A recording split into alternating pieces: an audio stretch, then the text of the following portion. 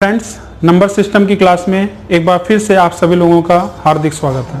तो आज की क्लास जो हमारी लोग की है डिविजिबिलिटी रूल पर चलने वाली है और डिविजिबिलिटी रूल का आपका ये चौथा पार्ट है, ठीक है। और नंबर सिस्टम में हमारा लोग का कौन सा है लेक्चर है, 10वां लेक्चर है। तो जिन्होंने अभी तक सारे लेक्चर नहीं देखे हैं वो सारे लेक्चर जरूर देख लें, और खास तौर से डिविजिबिलिटी रूल के सारे पार्ट।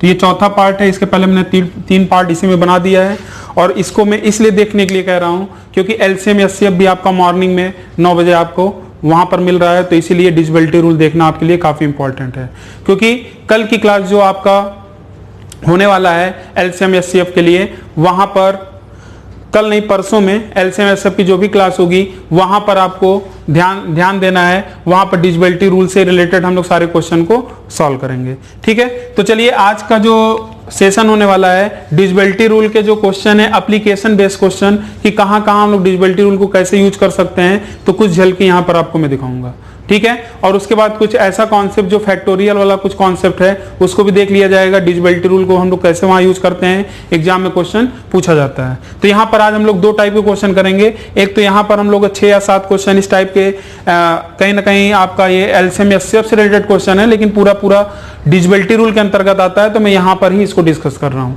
ठीक है। और उसके बाद हम लोग फैक्टोरियल वाला कॉन्सेप्ट डिस्कस करेंगे। तो डिविजिबिलिटी रूल का इसके बाद एक पार्ट और आएगा, पार्ट 5। फिर हम लोग उसके बाद यूनिट डिजिट निकालना सीखेंगे कि कैसे हम लोग यूनिट डिजिट निकालते हैं, कैसे नंबर ऑफ जीरोज निकालते हैं। वो धीरे धीरे आपके सारे पार्ट आते जाएंगे, ठीक है। तो चलिए अब आज का जो सेशन होने वाला है, जहां तक मैं पूरा क्वेश्चन सेशन ही लेकर आ रहा हूं, तो जिनको अगर ये चीज पूरा अच्छे से क्लियर है तो आप पूरा डिटेल में, जिनको आता है डिटेल में निकालें। जिनको डिविजिबिलिटी रूल का मैंने कल थोड़ा सा आपको झलकी दिखाया था उसको अगर लगाकर निकालना चाह रहे हैं तो उसको निकाल के लगाएं, और आप देखेंगे तो आपका टाइम काफी कम लगेगा, ठीक है। जैसे यहां पर देख रहे हैं 4 अंकों की सबसे बड़ी संख्या कौन सी है जो 18 से पूर्णतया विभक्त हो। पूर्णतया विभक्त का मतलब क्या है, एग्जैक्टली पूरा डिविजिबल हो, तो आपको ये पता लगाना है, ठीक है। तो अब यहां पर अब ये नहीं कि 18 का टेबल पढ़ें या पूरा आप एलसीएम एचसीएफ वाला जो कॉन्सेप्ट होता है वो पढ़ें।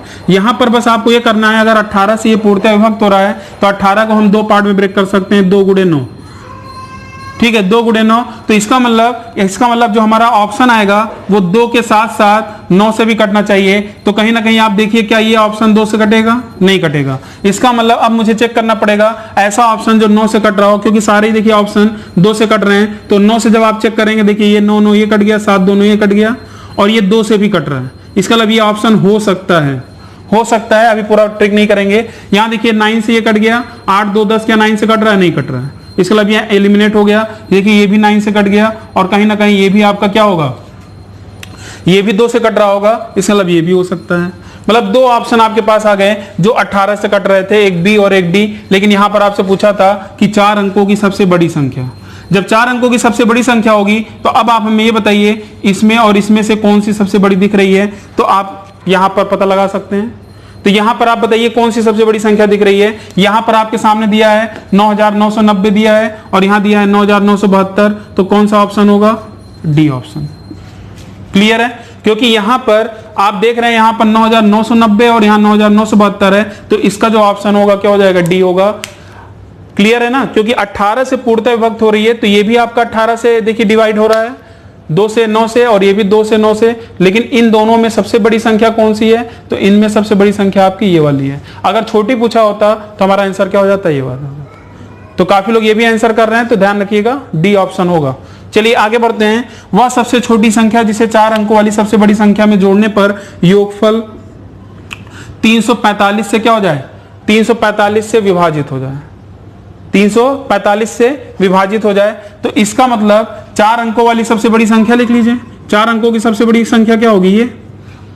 अब आप ध्यान दीजिएगा, अगर 345 से देखिए भाग देना तो आसान नहीं है, तो हम इसको फैक्टर देख लेते हैं। 5 4 9 3 12। तो कहीं ना कहीं इसके अंदर 3 शामिल है क्या, इसके अंदर 3 शामिल है। इसका मतलब ध्यान दीजिएगा, मैं बारी बारी से ऑप्शन को जोड़ रहा हूं, और यहां पर अगर आप ध्यान दें ये तो 3 से कट जाएगा, क्योंकि जोड़ने के बाद भी ये सारा ऑप्शन क्या होना चाहिए, 3 से कटना चाहिए। अगर मैं यहाँ 50 जोड़ता हूं तो कहीं ना कहीं ये 3 से नहीं कटेगा, तो 50 ऑप्शन नहीं होगा, क्योंकि जो भी आप संख्या जोड़ोगे वो संख्या 345 से कटनी चाहिए। अर्थात 345 से अगर कटेगा तो 3 से भी कटेगा। अच्छे से क्लियर है। 5 भी अगर जोड़ूंगा तब भी नहीं कटेगा। क्लियर है। अब हमारे पास बचा ऑप्शन क्या, 60 चेक करते हैं, क्या 60 कटेगा? 60 भी कट रहा है, 6 भी कट रहा है, लेकिन ध्यान रखिएगा जब मैं जोड़ता हूं तो कैसे जोड़ता हूं ये भी ध्यान दीजिएगा, इस तरीके से। तो 9 9 6 15 और ये आपका हो जाएगा इस तरीके से।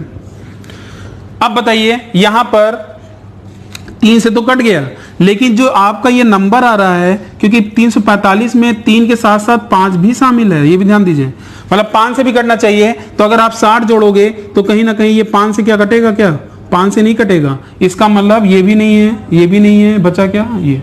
और 6 अगर जोड़ते, ध्यान दीजिएगा, अगर हम यहाँ पे 6 जोड़ते तो 9 6 ये 15 हो जाता। और ये जैसे ये 5 मिल गया, क्योंकि 6 अगर है तो 3 से भी कटेगा, और जैसे यूनिट प्लेस पे 5 आया तो ये 5 से भी कट जाएगा। तो ये काफी अच्छा क्वेश्चन था कि कैसे हम डिविजिबिलिटी रूल यहां पर भी लगा सकते थे योगफल में। ठीक है, ऐसे क्वेश्चन और मैंने दिया यहां पर, देखिए 1000 में कौन सी सबसे छोटी संख्या जोड़ी जाए ताकि नई संख्या 45 से पूर्णतः विभाजित हो जाए, एग्जैक्टली डिविजिबल हो जाए। तो 9 5 45 देखिए फिर हो गया। तो पहले हम लोग 9 से चेक करेंगे। इसका मतलब यहां पर मैं एक कॉन्सेप्ट आपको बताऊंगा रिमाइंडर थ्योरम में, थोड़ा सा डिजिटल सम का कॉन्सेप्ट। वैसे डिजिटल सम का भी मैंने बहुत सारे प्रैक्टिस सेशन मैंने डिजिटल सम के से कैसे हम क्वेश्चन लगाते हैं वो भी आपने देखा होगा। अगर नहीं देखा है तो वहां पर मैं डिटेल बताऊंगा। डिजिटल सम में क्या है, जैसे जो 9 की डिविजिबिलिटी रूल होती है वो डिजिटल सम पे ही डिपेंड करती है। जैसे यहां पर इसका डिजिटल सम क्या आएगा, 1। इसका मतलब जो भी अगली संख्या आप जोड़ोगे ना, वो उसका डिजिटल सम 8 आना चाहिए, तभी तो 8 1 9 बनाएगा। क्योंकि बोल रहा है ना सबसे छोटी संख्या जोड़ी जाए ताकि नई संख्या 45 से विभक्त हो जाए, इसका मतलब 9 होगा। इसका मतलब जो भी आप यहां पर जो भी संख्या होगी उसका डिजिटल सम 8 आना चाहिए। तो यहां देखिए डिजिटल सम 8 आ रहा है, यहां देखिए 7 5 12 आ रहा है, 12 को फिर जोड़ेंगे 3 आएगा, तो इसका मतलब ये नहीं हो सकता, ये भी नहीं हो सकता, ये भी नहीं हो सकता। आंसर क्या हो जाएगा ये। और उसके अलावा देखिए जब 35 जोड़ेंगे तो कहीं ना कहीं 5 से भी कट रहा होगा। तो यहां पर आप देख रहे हैं ना कुछ हमें सोल्यूशन करने की जरूरत थी। तो इस तरीके से आप डिविजिबिलिटी रूल का यहां पर यूज करते हैं। तो मैंने अभी आपके सामने 3 क्वेश्चन यहां लिख दिया है, इस पे हम लोग एप्लीकेशन पे 3 क्वेश्चन अभी और कर लेते हैं, फिर हम लोग फैक्टोरियल से रिलेटेड कॉन्सेप्ट देखेंगे, जहां पर 5-6 क्वेश्चन वहां देख लेंगे। तो आज का वीडियो हमारा लोग का वहां पे फिनिश होगा। ठीक, उसके बाद फिर हम लोग एक पार्ट यहां पर और बनाएंगे जो पार्ट नंबर 5 होगा डिविजिबिलिटी रूल पर। फिर उसके बाद हम लोग यूनिट डिजिट पे हम लोग आएंगे। ठीक है, तो चलिए अब हम लोग 3 क्वेश्चन और कर लेते हैं इसी बेस पे। और उम्मीद है अभी जब एलसीएम एससीएफ आपका मॉर्निंग में चल रहा है, ऐसे बहुत सारे क्वेश्चन वहां पर लेकर आऊंगा, तो वहां पर तो आपको और मजा। हमने ये 3 क्वेश्चन और हैं और यहाँ पर आप इसको सॉल्व करने की कोशिश करिए।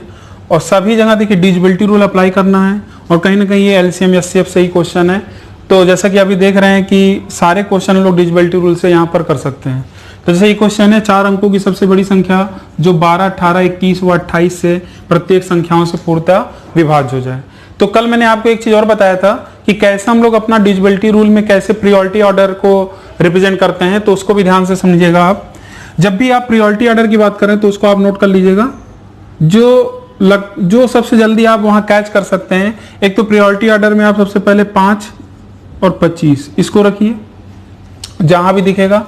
और उसके बाद जो सबसे इंपॉर्टेंट होता है उसमें आपका 3 और 9 हो गया, 4 हो गया, 8 हो गया, और उसके बाद 16 हो गया, या 11 लिख सकते हैं पहले, 11 हो गया, 16 हो गया। इस तरीके से आपको रिप्रेजेंट करना होगा। ठीक है, फिर कहीं जाकर आपको 7 पर जाना होगा, 13 पर जाना होगा, इस तरीके से आप वहां पर जा सकते हैं। ठीक है, तो ये प्रायोरिटी ऑर्डर आप लिख लीजिएगा। तो इस तरीके से आपको जज करना होगा कि कैसे हम चेक करना है। तो जैसा कि मैंने देखा कि जो 4 अंकों की सबसे बड़ी संख्या है वो 12 18 21 व 28 से कटनी चाहिए। तो जैसे आपने 18 देखा, इसके अंदर एक 9 है कि नहीं, तो अटैक तो आपको सबसे पहले 9 पे ही करना है, क्योंकि 5 और 25 दिखा नहीं। तो हमें अब 3, ये नहीं कि अब 3 चेक करेंगे, ध्यान दीजिएगा, वैसे 18 3 से भी कटेगा, लेकिन जो सबसे बड़ी संख्या होगी तो आप 3 को बाद में रखिए, पहले 9 को रखेंगे, फिर क्या रखेंगे, 3 को। ठीक है, क्योंकि पहले 9 पे अटैक करना है, फिर 3 पे करना है। तो अब आप ये बताइए, अब हमें देखिए ये नहीं कि सभी चेक करना है। अगर यहां पर आपने देखा कि 9 से एक बार में आंसर आ गया तो आंसर आ गया, अब वो 100% सभी कटेगा। अब ये नहीं कि आप 12 से चेक कर रहे हो, 21 चेक कर रहे हो, 28 चेक कर रहे हो। तो चलिए चेक करते हैं। तो 9 के लिए आपको अच्छे से पता है, तो देखिए ये संख्या भी 9 से कटेगी, 9 8 8 16 2 18, ये भी वही कटेगा, ये भी कटेगा, ये भी कटेगा, मतलब सारी संख्या 9 से कट रही है। अब आपके पास समस्या आ गई, चलिए कोई बात नहीं, 9 से नहीं हुआ तो अब आते हैं हम लोग 4 से, क्योंकि 4 से भी कहीं ना कहीं कटेगा, 4 3 12, और 4 के लिए डिविजिबिलिटी रूल आपको अच्छे से पता है, लास्ट 2 डिजिट 4 से कटनी चाहिए। देखिए ये आपका 4 से कट रहा है, मैं टिक लगा रहा हूं और जो नहीं कटेगा उसको एलिमिनेट कर दूंगा। देखिए ये 4 से कटेगा, नहीं कटेगा, ये भी कट रहा है और ये भी कट रहा है। तो आपने जब 4 से काटा तो आपके हमारे यहाँ एक ऑप्शन एलिमिनेट हो गया। अब आपके पास 3 ऑप्शन बचे और उस 3 ऑप्शन में अब हम लोग कैसे सॉल्व करेंगे ध्यान दीजिएगा। अब जैसा कि 21 में आपको दिख रहा है 7 दिख रहा है, क्योंकि बाकी तो चीज कुछ दिख ही नहीं रहा है, ठीक है।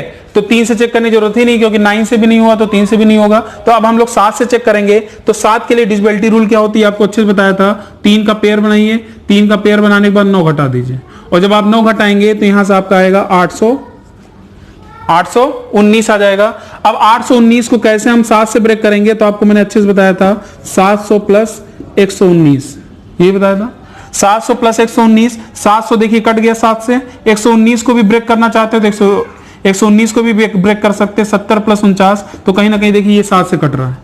अब ये 7 से कट रहा है, ये ऑलरेडी चेक करने की जरूरत ही नहीं है। 99 28 में आएंगे तो अब इसमें चेक करते हैं क्या ये 7 से कटेगा। तो 928 में ध्यान दीजिएगा, 928 में अगर 9 घटाएंगे तो कितना आएगा, 928 में अगर 9 घटाएंगे तो आ जाएगा 919। अब 919 को कैसे ब्रेक करेंगे, फिर इसको 700 प्लस 219 में ब्रेक करेंगे। 700 7 से कट गया, क्या ये 7 से कटेगा, 7 तरीके से ये नहीं कट रहा है, इसका मतलब ये ऑप्शन नहीं होगा। ऐसे 92 88 अगर हम आएंगे तो 92 88 को भी चेक करना पड़ेगा, क्या ये कट रहा है कि नहीं कट रहा है। तो हम 9 घटा देंगे, 288 में आप 9 घटा दीजिए तो ये आ जाएगा 279। अब इसको चेक कर लीजिए, क्या ये 7 से कट रहा है। तो 7 से काटने के लिए आपको अच्छे से पता है, तो जब 7 से आप काटेंगे तो नहीं हो पाएगा। क्लियर है। तो मेरे ख्याल से ये चीज आपको अच्छे समझ में आ गया होगा कि यहां पर अगर आप काटेंगे 7 21 ये नहीं कटेगा। तो हमारा आंसर क्या जाएगा, यहां पर हमारा आंसर था ये वाला ए ऑप्शन, ठीक है। बाकी आपका नहीं कट रहा है। इस तरीके से हम ऑप्शन में देखिए 7 की भी डिविजिबिलिटी रूल आपने अच्छे से यूज किया, जहां से आपका आंसर आ गया, ठीक है। और एक चीज और ध्यान रखिएगा, इसका मतलब अगर आपका 7 से कट गया तो जरूरी नहीं, यहां ध्यान दीजिएगा, यहां पर भी देखिए अगर ये भी 7 से कटता तब क्या होता, तब तो सबसे बड़ी संख्या जो होती है उसी को टिक करते हैं। कुछ लोग क्या करते हैं, यहां पर एक गलतफहमी ये रहती है, जो सबसे बड़ी संख्या दिखा अगर वही कट गया तो आपने क्या किया, उसी को आंसर टिक कर दिया। ध्यान रखना है, आंसर तभी आपको टैली करना है, छोटे बड़े का आंसर तभी देखना है जब आप सबसे चेक कर लेंगे, तभी आपको आंसर टिक करना है उसमें, ऐसे नहीं चेक करना है, ठीक है। तो चौथे का जो आंसर हो जाएगा यहां पर क्या हो जाएगा, ए ऑप्शन हो जाएगा यहां पर। चलिए 5th पे आते हैं। लिखा है 1500 से कम वह अधिकतम संख्या क्या है जो 16 तथा 18 दोनों से विभाजित है। तो फिर देखिए 18 में फिर देखिए क्या दिख गया, 9 दिख गया। तो 18 में अगर 9 दिख गया तो देखिए ये भी आपका 9 से कट रहा है, ये भी 9 से कट रहा है और ये भी 9 से कट रहा है, सारा 9 से कट रहा है, फिर वही दिक्कत हो गई। अब आते हैं 16 में और देखिए 1500 से कम वह अधिकतम संख्या। तो 1500 से कम अगर हम आते हैं तो अधिकतम संख्या भी आना है, तो 1440 ही सबसे अप्रोप्रिएट हो सकता है। तो सबसे पहले हम इसको चेक करेंगे। तो अब हम 16 की डिविजिबिलिटी रूल क्या होती है आपको अच्छे से पता है। 16 की डिविजिबिलिटी रूल के लिए हम लोग लास्ट 3 डिजिट देखेंगे। अगर चौथी अगर आपकी विषम संख्या है तो इसमें कितना जोड़ेंगे, 8। जब 8 जोड़ेंगे कितना आ जाएगा, 448। अब 16 से आप भाग दे दीजिए, 16 से अगर भाग देंगे तो 16 दूनी 32, 16 दूनी 32 हो गया, 12 बचा। और 16 का टेबल पढ़ेंगे तो 128 कितनी बार जाएगा, 16 पंजे 80, 16 छक्का 96, 16 सत्ते 12, 16 अट्ठे 128। अब ऐसे आप टेबल पढ़ेंगे तो ऐसे नहीं पढ़ना है, जैसे कि मैंने बार बार बोला है आपको डायरेक्ट पता होना चाहिए कितनी बार आता है, ठीक है। तो 16 सत्ते 112, 16 अट्ठे 128, इस तरीके से आपको सीरियल वाइज नहीं पढ़ना है, एक बार में ही देखते ही पता चल जाए कि 16 अट्ठे 128, इसका मतलब ये संख्या आपकी 9 से भी कट रही थी, 18 से भी कट रही है, 16 से भी कट रही है। क्या अब आगे चेक करने की जरूरत है, आगे चेक करने की जरूरत ही नहीं है, क्योंकि पूछा है 1500 से कम व अधिकतम संख्या, सबसे बड़ी संख्या। तो सबसे बड़ी संख्या यही है। अगर मान लीजिए इन केस अगर ये वाले ऑप्शन पहले ए बी इधर दिए होते और ये लास्ट में दिया होता, तब भी आप गलती से इसको ना चेक करते। आपको क्वेश्चन पढ़ने के बाद सबसे बड़े ऑप्शन से स्टार्ट करना चाहिए था, ठीक है, जिससे आपका टाइम सेव हो जाए। तो यहां पर जो हमारा आंसर था क्या था, ए ऑप्शन, ठीक है। चलिए क्वेश्चन नंबर 6 पे आते हैं। क्वेश्चन नंबर 6 जो है 5 अंकों वाली वह लघुत्तम संख्या, लघुत्तम का मतलब होता है सबसे छोटी संख्या बताइए, जो 12 18 21, फिर 18 आ गया। 18 का मतलब क्या है, 9 गुणे 2, इसका मतलब जो भी ऑप्शन होना चाहिए 9 से कटना चाहिए। तो लघुत्तम संख्या अगर आपको बतानी है तो सबसे छोटी संख्या देखिए 8 1 9, ये कट गया। और यहां पर अगर आप आएंगे तो यहां पर अगर आप ध्यान दें 6 3 9 5 2 7, ये 9 से नहीं कट रहा है। यहां पर अगर आप आए 4 2 6 6 3 9, ये आपका कट रहा है। यहाँ पर देखिए 5 3 8 1 9, ये नहीं कट रहा है 9 से। तो दो ऑप्शन आपके 9 से कट रहे थे, एक तो ए कट रहा था, एक सी कट रहा था। लेकिन आप खुद सोचिए, यहां पर आपसे पूछ रहा है सबसे छोटी संख्या। तो ये बताइए सबसे छोटी संख्या इसमें कौन सी है? ए वाला है, सबसे छोटी संख्या ए वाली है। तो आप चाहें तो, अब वही चीज मैं बोल रहा था, अब ये दोनों अगर आ गया ना, तो कुछ लोग बोलते हैं सबसे छोटी संख्या ये वाली है, चलो यही टिक कर दिया जाए। गलती हो सकती है, ध्यान रखिएगा, क्योंकि अभी आपने सिर्फ 9 से चेक किया है। तो जल्दी से हम लोग 12 का मतलब क्या है, 4 से चेक कर लेते हैं और यहां 7 से चेक कर लेते हैं। तो अगर ये बताइए 4 से चेक करना होगा, तो लास्ट टू डिजिट देखिए, यहां 4 से कट रही है, ये भी कट रही है, कोई दिक्कत नहीं। अब 7 में आते हैं, तो 7 के लिए डिविजिबिलिटी रूल क्या है? लास्ट 3 डिजिट में ये वाली संख्या अगर हम घटा देंगे तो कितना आ जाएगा? 70 आ जाएगा। यहां पर अगर 10 घटाएंगे तो कितना आ जाएगा? 214। क्या ये 7 से कटेगा? नहीं कटेगा। अब आप बता सकते हैं, क्योंकि सारा आपने चेक कर लिया, अब आप देखकर बताएंगे। मान लीजिए ये भी कट रहा होता, अगर ये भी 7 से कट रहा होता, तब आप बताते कि इसमें से सबसे छोटी संख्या जो होगी वही आंसर होगा। ऐसा नहीं कि 9 से चेक किया और आपने देखा बस यही 2 ऑप्शन बचा, जो छोटा है वही लगा दिया। ये गलत हो सकता है, ध्यान रखिएगा।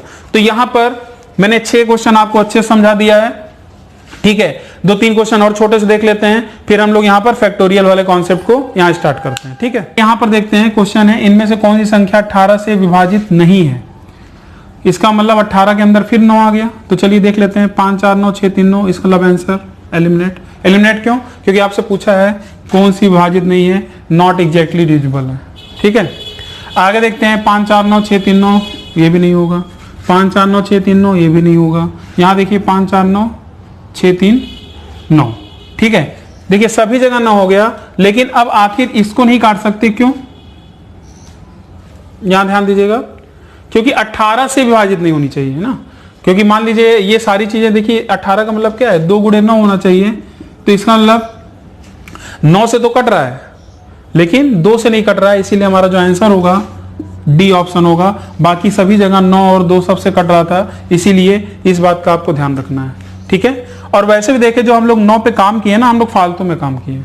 हम लोग चाहते तो यहां से ये भी देखकर बता सकते थे, क्योंकि यहां पर आप डायरेक्ट यहां देखते डायरेक्ट इसी ऑप्शन में आ सकते थे, क्योंकि ऑलरेडी ये दिख रहा था ये 2 से नहीं कट रहा है, ठीक है।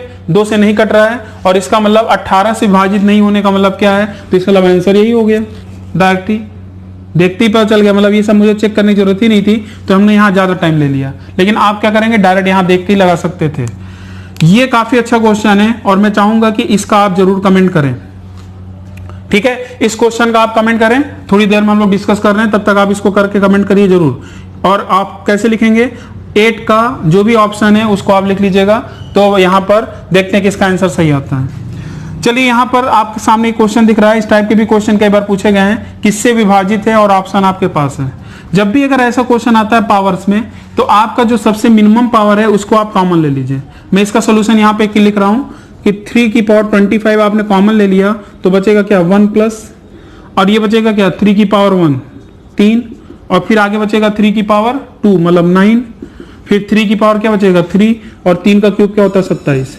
और इसके बाद जब आपने इसको सॉल्व किया, तो आपका अंदर एडिशन क्या आ रहा है? ध्यान दीजिएगा, यहां से आपका देखिए 36 हो गया, 36 और 4 कितना हो गया? 40 हो गया। अब चलिए चेक करते हैं कौन सा ऑप्शन हमारा सही है। तो यहां पर अगर आप देखें, तो ऑप्शन में 11 से तो कटेगा नहीं, 16 से भी नहीं कटना है, 25 से भी नहीं कटना है, 30 से हो सकता है। कब? ध्यान दीजिएगा, मैं इसको एक्सपेंड कर रहा हूं, और ये चीज थोड़ा सा आपको दिमाग लगाना पड़ेगा। 25 में से मैंने इसको 24 कर दिया, इस 40 को मैंने 4 गुणे 10 कर दिया, और 1 3 मैंने यहां से निकाल लिया है। तो कहीं ना कहीं देखिए 3 दहम 30 आ गया, और ये ऑप्शन आपके पास था, तो हमारा आंसर क्या आ जाएगा? 30। तो ऐसा नहीं कि आपको यहां दिखने लगेगा डायरेक्ट हमारा आंसर दिख रहा है कि भाई यही आपका आंसर आ गया, तो ऐसा बिल्कुल भी नहीं है, आपको पूरा चेक करना पड़ेगा, ठीक है। तो चलिए इस पे भी आ जाते हैं। 4 की पावर 61 आप कॉमन ले लीजिए, बचेगा क्या? 1 प्लस 4 की पावर 1 4, 4 का स्क्वायर 16, और 4 का क्यूब क्या? 64। तो यहां से देखेंगे, तो यहां से आपका आ जाएगा, ध्यान दीजिएगा, 16 5 80 हो जाएगा, 80 और 5 85, तो 4 की पावर 61 इंटू 85। अब इसमें चेक करते हैं कौन सा ऑप्शन कट रहा है। 3 से नहीं कट रहा है, 10 से अभी थोड़ा ध्यान देंगे, 11 से कट रहा है क्या? 11 से नहीं कटेगा, 13 से भी नहीं कटेगा, तो आंसर क्या आ गया? 10। अब जिनको यही चीज तो ध्यान देना है, 10 से अगर नहीं दिख रहा है, तो इस 85 के अंदर क्या 5 है एक, और अगर इसके अंदर एक 5 है तो इस 4 के अंदर एक 2 भी आ सकता है बाहर, और 5 दूनी 10, और जैसे 10 आएगा तो हमारा आंसर क्या आ जाएगा 10। और अभी नंबर ऑफ जीरोस तो अभी बाकी है कि कैसे 5 और 2 को मिलाकर हम लोग कितने नंबर ऑफ जीरोस निकाल सकते हैं, उसका भी पूरा एक वीडियो में लेकर आऊंगा। ठीक है, आसान क्वेश्चन से लेकर टफेस्ट क्वेश्चन तक मैं पूरा आपको वहां समझाऊंगा। तो आज की क्लास में मैंने आपको यहां तक समझा दिया है। 10 क्वेश्चन आपने पूरा अच्छे से समझ लिया, कैसे करना है आपको अप्रोच पता चल गया है। अब हम लोग इसी में एक कॉन्सेप्ट और एडअप कर रहे हैं, जहां पर हम लोग फैक्टोरियल से रिलेटेड यहां पर 5 से 6 क्वेश्चन करें। एक क्वेश्चन तो आपका रह ही गया था ना, इस क्वेश्चन का आपने कमेंट कर लिया है। तो अब यहां पर देखिएगा इसका आंसर क्या आ रहा है, चेक करते हैं। 1006 के समीपतम, समीपतम का मतलब क्या होता है, जो इसके एकदम पास में है, कौन सी संख्या है जो 7 से पूर्णतः विभक्त हो रही है। और जैसा कि मैंने आपको एक चीज बताया भी था कि 1001 जो होता है ये 7 से 11 से 13 से कटता है, मैंने आपको समझाया था। अब ये नहीं कि जल्दबाजी में आपने लगा दिया कि भाई सबसे छोटा, पता चला कि आपने 1006 नहीं देखा, आपने देखा 4 अंकों की सबसे छोटी संख्या आपको दिख गई है, इसी का मतलब ये 7 से कटता है, आंसर हो गया। और जिन्होंने ये लगा दिया गलत हो गया। क्यों? क्योंकि इसमें अगर मैं फर्दर 7 जोड़ूंगा तो 1008 आएगा, इसका मतलब ये भी कहीं ना कहीं 7 से कटेगा। आप देख सकते हैं 3 आपने बनाया, 1 घटा देंगे तो कहीं ना कहीं ये 7 से कट जाएगा। तो ये बताइए 1006 के जो सबसे पास है, इसमें देखिए 2 जोड़ेंगे तभी 8 आएगा, और इसमें जब हम 5 घटाएंगे तब ये आएगा। तो ज्यादा घटाना पड़ रहा तब यहां पहुंच रहे हैं, इसका मतलब जो समीपतम होगा ये आपका आंसर है। ध्यान दीजिएगा, यहां पर जल्दबाजी में काफी स्टूडेंट ये गलती कर देते हैं, इसलिए मैंने इसको आपको बोला था, इसको करने के लिए, कमेंट करने के लिए, इसको आप करिए, उसको कमेंट करिए। तो उम्मीद है आप सभी का आंसर सही आया होगा। तो इस तरीके से भी एग्जाम में छोटे क्वेश्चन में भी आपको फंसाया जा सकता है, तो इस बात का ख्याल रखिएगा। ठीक है, तो अब मैं फैक्टोरियल स्टार्ट कर रहा हूं। तो अभी तक आपको मैंने ये चीज नहीं समझाया था, तो ये चीज आपको अच्छे समझ में आ गया होगा। अब मैं फैक्टोरियल में यहां पर आपको एक क्वेश्चन लिखूंगा और उस क्वेश्चन के थ्रू मैं आपको कॉन्सेप्ट समझाऊंगा, फिर वहां पर मैं आपको 5 क्वेश्चन और बता दूंगा। ठीक है, करीब 6 क्वेश्चन आपके हो जाएंगे और काफी अच्छे क्वेश्चन वो बनते हैं। ताकि आपको बोर्ड पर एक क्वेश्चन दिख रहा होगा। क्वेश्चन ये है कि n के किसी भी मान के लिए n³ - n, n+2 किससे विभाजित है।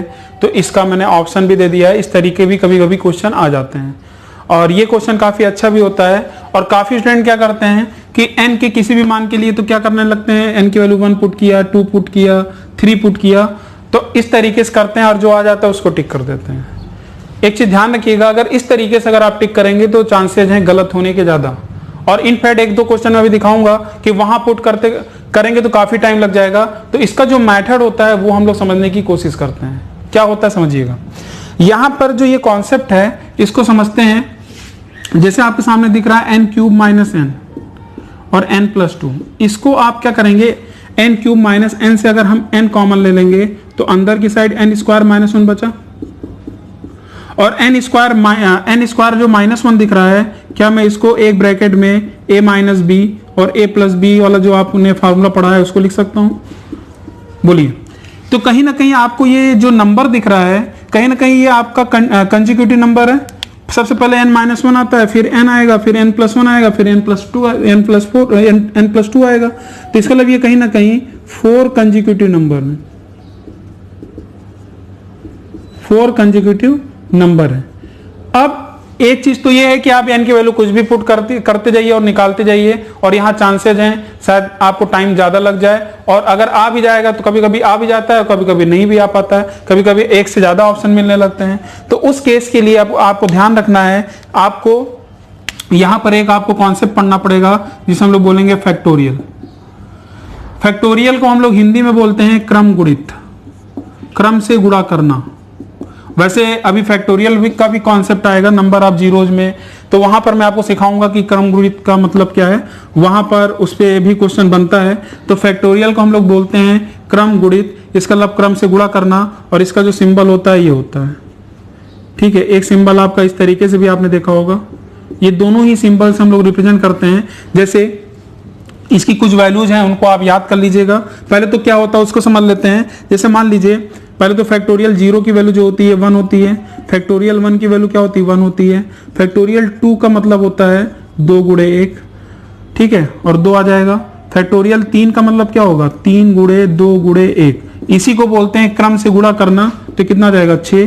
फैक्टोरियल 4 का मतलब क्या होगा 4 गुणे 3 गुणे 2 गुणे 1, ठीक है, तो कितना जाएगा 4 से और कर दीजिए, 4 छंग 24। फिर आगे बढ़ेंगे, फैक्टोरियल 5 का मतलब क्या हो गया, 5 गुणे 4 गुणे 3 गुणे 2 गुणे 1, 120। क्लियर है। इसी तरीके से फैक्टोरियल 6 की वैल्यू क्या हो जाएगी, 720 हो जाएगी। तो इस तरीके से आप चलते जाइए। फैक्टोरियल अगर 7 की वैल्यू अगर हम बात करेंगे, फैक्टोरियल 7 की अगर वैल्यू बात करेंगे तो कितना हो जाएगा, 7 से इसमें कर देंगे तो आपका आ जाएगा 5040। तो इतना बस आप वैल्यूज याद कर लीजिए। और क्रम गुणित का मतलब क्या होता है, यही क्रम से गुणा करना। इसका मतलब क्या है, 7 गुणे 6 गुणे 5 गुणे 4 गुणे 3 गुणे 1। ऐसे ही एक बात और ध्यान रखिएगा, अगर फैक्टोरियल 8 है तो मैं लिखता हूं क्या, 8 गुणे 7 गुणे 6 ऐसे करके 1 तक जाएगा। तो आप जहां चाहे वहां भी रोक सकते हैं। जैसे मान लीजिए मैं यहां रोक दिया 5 पर, तो बस यहां पर आप फैक्टोरियल लगा दीजिए। मतलब इस 8 फैक्टोरियल 8 को मैं इस तरीके से भी लिख सकता हूं। ठीक है। अब फिर इसको ब्रेक करना होगा, मैंने गुणे 4 किया, फिर 4 में फैक्टोरियल लगा दिया। वैसे ये करते करते करते करते कहां तक जाएगा, 1 तक जाएगा। अगर मैं बोलूंगा फैक्टोरियल 100 का मतलब क्या है, तो आप बोलोगे 100 गुणे 99 गुणे 98, और ये डैश डैश डैश करते करते गुणा कहां तक हो गया, 1 तक। मेरे ख्याल से फैक्टोरियल का मतलब आपको समझ में आ गया। तो हिंदी में इसे हम लोग क्या बोलते हैं, क्रम गुणित, क्रम से गुणा करना। अब मैंने ये कॉन्सेप्ट क्या बताया, 4 कंसेक्यूटिव नंबर का मतलब क्या था। आप देख रहे हैं कि ये क्रम से है। जैसे देखिए 5 है, 4 है, 3 है, 2 है, 1 है। ठीक है। तो इसका मतलब आप ये बोल सकते हैं, क्योंकि 1 देखिए सभी में रहेगा, 1 आपका सभी में रहेगा। तो अगर ये बताइए 4 बार सभी जगह देखिए 1 है, तो 4 ये लगातार संख्या है, ये 3 लगातार संख्या है, ये 5 लगातार संख्या है। इसका मतलब अगर 4 लगातार संख्या होगी तो वो 100% 24 से डिविजिबल होगी। अगर 3 लगातार संख्या होगी तो वो 100% 6 से डिविजिबल होगी। अगर 5 लगातार संख्या होगी तो 120 से कटेगा। इसका मतलब जैसे आपने ये पैटर्न बना लिया कि 4 कंसेक्यूटिव नंबर्स हैं, 4 लगातार संख्या है, तो इसका मतलब ये 100% 24 से कटेगा। तो हमारा आंसर क्या आ जाएगा, 24। बात समझ में आ रही नहीं आ रही है। अब ये नहीं कि 24 से कटने का मतलब ये 48 आपने लगा दिया, तो आंसर यहां पर क्या होगा, एप्रोप्रिएट। जो सबसे सटीक आंसर होगा 24। अब पता चला कुछ लोग वैल्यूज पुट करते हैं, पता चला 48 आ गया, एक ही बार में 48 आ गया, आपने टिक कर दिया हाँ यही है। ऐसा हो सकता है कि एक से ज्यादा भी ऑप्शन आ सकते हैं और काफी कैलकुलेटिव भी हो सकता है। तो मैंने एक क्वेश्चन में आपको अच्छे से समझा दिया कॉन्सेप्ट क्या है, फैक्टोरियल क्या है। मेरे ख्याल से आपको समझ में आ गया है। अगर नहीं समझ में आया है तो आप कमेंट करें, अगर समझ में आया तब भी कमेंट करें। तो मैं यहाँ पर आपको 5-6 क्वेश्चन और करा देता हूं, फिर मैं यहीं पर ये आपका वीडियो फिनिश करूंगा और कल हमारा लोग का डिविजिबिलिटी रूल का लास्ट टॉपिक होगा। जैसे यहां पर देखिएगा ये क्वेश्चन है और यहां पर इन क्वेश्चनों को आप सॉल्व करिए और कमेंट करिए कमेंट बॉक्स में। n के सभी मानों के लिए n+1 n+5 किससे विभाजित होगा। कभी भी n की वैल्यू आप पुट ना करिए, इसको करने की कोशिश करते हैं। आप क्या करेंगे, n+1 n+5 है। अब आपको पता है कि फैक्टोरियल का मतलब क्या होता है, n+1 और n+2 चाहिए।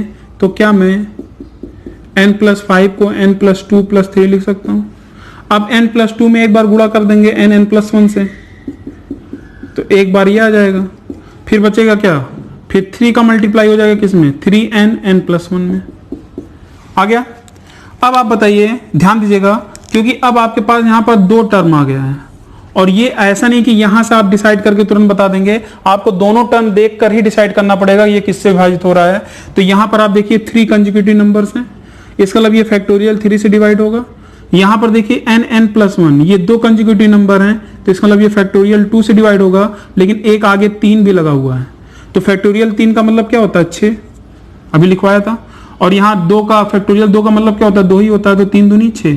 तो इसका मतलब दोनों ही टर्म 6 से विभाजित हो रही है, इसका मतलब 6 कॉमन आ जाएगा। तो ओवरऑल ये संख्या जो होगी किससे विभाजित होगी, 6 से विभाजित होगी। कैसे लगा रहे हैं आपको समझ में आ रहा है ना। ऐसे ही आपको भी करना है। ऐसे यहाँ पर देखिए, अब मान लीजिए जैसे भी आप वैल्यू पुट करने की बात कर रहे थे, अब बताइए यहाँ आप क्या पुट करोगे।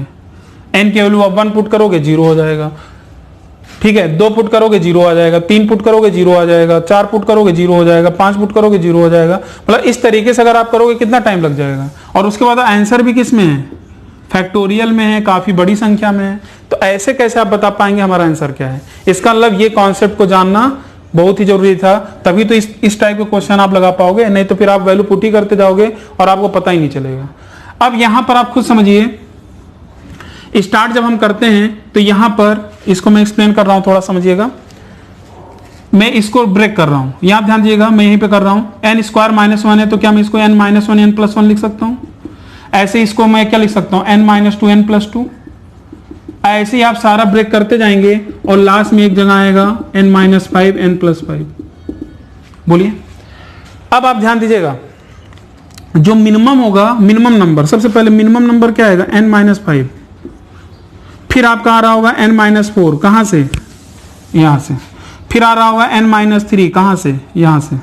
फिर n-2 आ रहा होगा, n-1 आ रहा होगा, और फिर ये वाला n। फिर ध्यान दीजिएगा, हर जगह से दो दो फैक्टर आए, क्योंकि a² - b² था। अगर n-5 आया तो n+5 भी आएगा। तो चलिए अब n से बढ़ते हुए क्रम में लिखेंगे, n+1 n+2 n+3 n+4, आप नोट डाउन करते जाइएगा, और n+5। अब बताइए, यहां से अगर आप नंबरों को काउंट करेंगे तो कितने नंबर आ रहे हैं बताइए। तो कंसेक्यूटिव नंबर्स आ रहे हैं कि नहीं आ रहे हैं, कंसेक्यूटिव नंबर्स आ रहे हैं। तो यहां पर अगर ध्यान दें, यहां पर ध्यान दीजिएगा, यहां पर 5 ये हो गया, 5 ये हो गया, और 1 ये हो गया। तो 5 5 10 11, मतलब 11 कंसेक्यूटिव नंबर्स हैं। तो इसका मतलब ये संख्या क्या होगी, 11 फैक्टोरियल से क्या होगी, डिवाइड होगी, डिविजिबल होगी। तो आंसर क्या आ जाएगा, बी ऑप्शन। उम्मीद है कि आपको समझ में आ गया होगा। और यहां पर फिर आपसे पूछा था चौथे क्वेश्चन में, यदि n प्राकृतिक संख्या हो तो किस संख्या को n+1 n+2 के रूप में लिखा जा सकता है। तो अभी आपको पता है, इस फॉर्म में हम किसको लिख सकते हैं, फैक्टोरियल 3 को लिख सकते हैं। और फैक्टोरियल 3 की वैल्यू क्या होती है, 6। तो सोचिए, अगर आपको पता है तो क्वेश्चन करने में क्या आपको ज्यादा मिनट लग रहे हैं, सेकंडों में आप क्वेश्चन का आंसर कर सकते थे। तो हमारा लोग का यहाँ पर 4 क्वेश्चन हो चुका है, तो कुछ क्वेश्चन और कर लेते हैं, उसके बाद फिर हम लोग यहीं पर ये वीडियो फिनिश करेंगे, और उसके बाद कल हम लोग लास्ट पार्ट देखेंगे, ठीक है, आप कर लेंगे। तो चलिए जल्दी से हम लोग इसका सोल्यूशन देख लेते हैं, उसके बाद यहीं पर वीडियो हम लोग फिनिश करेंगे। तो ये आपका पार्ट 4 था डिविजिबिलिटी रूल का, ठीक है। तो क्वेश्चन ये है, यदि n एक पूर्णांक है तो n³ - n किससे विभाजित होगा। तो n³ - n अभी आपने ब्रेक भी किया था, एक n कॉमन ले लेंगे तो क्या बनेगा, n² - 1। फिर आपका आ जाएगा n-1 n+1। तो क्या ये 3 कंसेक्यूटिव नंबर है, इसका मतलब ये संख्या फैक्टोरियल 3 से क्या होगा, विभाजित होगा। और फैक्टोरियल 3 की वैल्यू क्या होती है, क्रम गुणित जिसे हम लोग बोलते हैं, 3 × 2 × 1। तो इसका मतलब आंसर क्या आ गया, 6। ज़्यादा टाइम नहीं लगना है। फिर यहाँ पर आ जाते हैं क्वेश्चन नंबर 6 में। अब यहाँ पर क्या दिया, n⁴ - n। तो अगर यहाँ से अगर हम लोग क्या करें, n कॉमन ले लेंगे तो क्या n³ - 1 आएगा। और इसका आपको पता होना चाहिए, a³ - b³ का फॉर्मूला होता है, एक ब्रैकेट में a - b और एक ब्रैकेट में a² + b² + ab, ये होता है, ठीक। अब आप थोड़ा ध्यान दीजिएगा, यहां पर हम लोग क्या काम करेंगे, यहां पर इसको एक काम करते हैं, इसको n+1 के रूप में लिखते हैं। अब ध्यान दीजिएगा, तो मैं इसका मल्टीप्लाई करूंगा, इसमें कर दूंगा, तो इसका मल्टीप्लाई पहले n² में करूंगा तो देखिए आएगा n³ n-1, ठीक है। फिर इस दोनों का मल्टीप्लाई n+1 में एक साथ कर दूंगा तो आ जाएगा n-1 n+1, ठीक है। अब आप देख रहे हैं यहाँ पर 2 टर्म बन गया, और दोनों टर्म में अगर आप ध्यान दें तो ये किससे विभाजित होना चाहिए, चलिए देखते हैं। तो यहाँ पर अगर आप देखें तो ये सिर्फ n-1 है, तो इसका मतलब ये आपका फैक्टोरियल 2 से विभाजित होगा। यहां पर अगर आप ध्यान दें तो ये फैक्टोरियल 3 से विभाजित होगा, भाई 3 कंसेक्यूटिव नंबर है ना, तो फैक्टोरियल 3 से विभाजित होगा। तो इसका मतलब अब आपके पास यहां पर ये चीज है। और ये अच्छा क्वेश्चन इसलिए बन गया क्योंकि यहां से अगर मान लीजिए, मैं थोड़ा सा एक्सप्लेन करके आपको समझाऊं कि यहां पर अगर 2 नंबर, मान लीजिए फैक्टोरियल 2 की वैल्यू 2 है और इसकी वैल्यू 6 है, तो क्या आप 6 कॉमन निकाल सकते हैं, क्या आप 6 कॉमन निकाल सकते हैं, नहीं निकाल सकते। लेकिन हाँ, यहां पर इस 6 में आपका 2 भी शामिल है, हाँ, लेकिन फैक्टोरियल 2 हम कॉमन निकाल सकते हैं, 2 कॉमन निकाल सकते हैं। तो इसका भी गलती से भी आंसर 6 ना लगा दीजिएगा, यहां पर जो आंसर होगा वो क्या होगा, 2 होगा। क्यों, क्योंकि यहां पर अब आपका 2 ही कंसेक्यूटिव नंबर है, इसको हम n² × n-1 लिख सकते हैं। तो हम इसको ये नहीं बोल सकते कि 3 कंसेक्यूटिव नंबर, ये तो कुछ भी हो सकता है, ठीक है। काफी लोग का आंसर गलत हो सकता है, ध्यान रखिएगा। तो इसका आंसर क्या होगा, ये संख्या क्या होगी, ये किससे विभाजित होगी, 2 से विभाजित होगी, फैक्टोरियल 2 से विभाजित होगी। चलिए अब लास्ट क्वेश्चन देख लेते हैं, इसका आंसर बताइए क्या आ रहा है। क्वेश्चन नंबर 7, अगर जिसको थोड़ा कम समझ में आया है, बाद में इसको आप दोबारा भी देख सकते हैं। और अगर ये टॉपिक भी आपको अच्छे से समझ में आया है तो आपका ये फर्ज बनता है कि ज्यादा से ज्यादा लोगों के पास वीडियो को शेयर करें।